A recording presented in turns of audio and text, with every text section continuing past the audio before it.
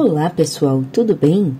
Nesse vídeo vamos resolver um problema de fenômenos de transporte envolvendo transferência de calor por condução, convecção e radiação. E se você ainda não se inscreveu no canal, por favor se inscreva e não esquece de curtir o vídeo.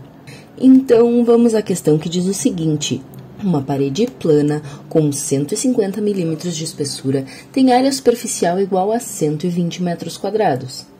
A superfície interna da parede está a 400 graus Celsius e a externa está a 50 graus Celsius.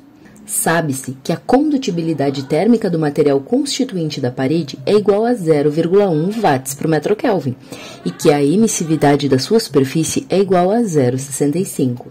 Avalie o coeficiente de transferência de calor por convecção entre a superfície externa e o meio ambiente, sabendo que a temperatura do ar ambiente é igual a 20 graus Celsius e que a temperatura da vizinhança é igual a 30 graus Celsius. Qual é o fluxo líquido de calor transferido por radiação dela para o meio ambiente? Bom, pessoal, depois de extrair todos os dados que a questão nos forneceu, podemos esboçar a nossa parede. E esse é um passo bem importante no entendimento de qualquer problema de fenômenos de transporte. Portanto, querem uma dica bem valiosa? Sempre façam o desenho. Então, vamos desenhar a nossa parede, que tem 150 milímetros de espessura, temperatura interna, que chamamos de T1, de 400 graus Celsius, e temperatura externa, que chamamos de T2, de 50 graus Celsius. A nomenclatura aqui, pessoal, pode ser a que vocês preferirem. Pode usar T1 e T2 como eu, pode usar TI e TE, pode usar T0 e T, o que vocês preferirem, o que for mais confortável para vocês. Bom, como T1, que é a temperatura da superfície interna, é maior do que T2, que é a temperatura da superfície externa, podemos afirmar que há uma transferência de calor dentro da parede, no sentido da maior temperatura para a menor, ou seja, da superfície interna para a externa. E como essa transferência está acontecendo em meio sólido, que é a parede, podemos afirmar também que o calor está sendo transferido por condução. O exercício também nos disse que a superfície externa da parede está imersa em um ambiente com ar a 20 graus Celsius. Portanto, também há calor sendo transferido por convecção da superfície externa da parede para o ar ambiente. Além disso, o exercício também fala que a superfície externa da parede está exposta a uma vizinhança com temperatura de 30 graus Celsius. Ou seja, também há calor sendo transferido por radiação da superfície externa da parede para a vizinhança. Vamos assumir que o calor está sendo transferido em regime permanente e que não há geração de calor na parede. E também vamos assumir o nosso volume de controle como sendo a superfície externa da parede. Agora, precisamos realizar um balanço de energia no nosso volume de controle.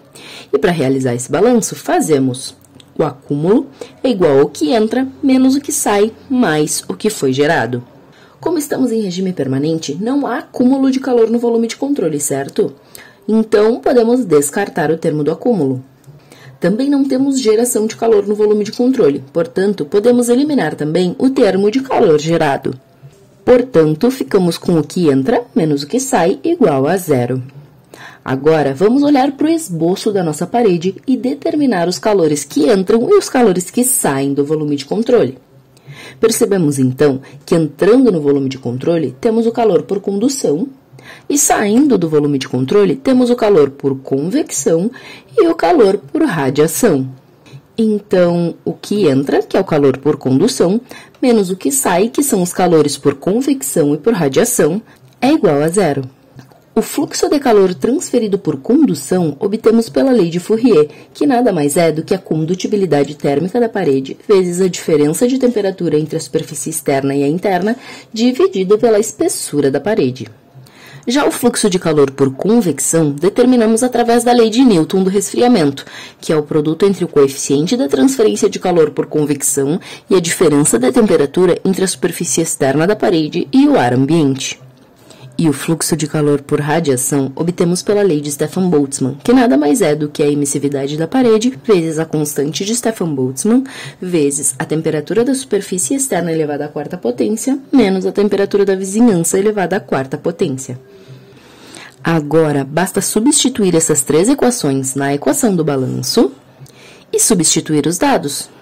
O único dado que nos falta é o coeficiente de transferência de calor por convecção, que é uma das coisas que o exercício está pedindo. Então, resolvendo as contas e isolando o H, encontramos 4,76 watts por metro Kelvin, que é o valor do coeficiente de transferência de calor por convecção desse sistema. O exercício nos pede também para determinar o fluxo de calor transferido por radiação. E esse fluxo a gente até já calculou. Ele é essa parcela de calor transferido por radiação. E o seu valor é de 90,5 watts por metro quadrado. E assim, pessoal, finalizamos esse exercício. Se vocês ficaram com alguma dúvida, podem me perguntar aqui nos comentários ou lá no Instagram. E se vocês gostaram do vídeo, não esqueçam de clicar em curtir e se inscrever no canal. Até mais, pessoal!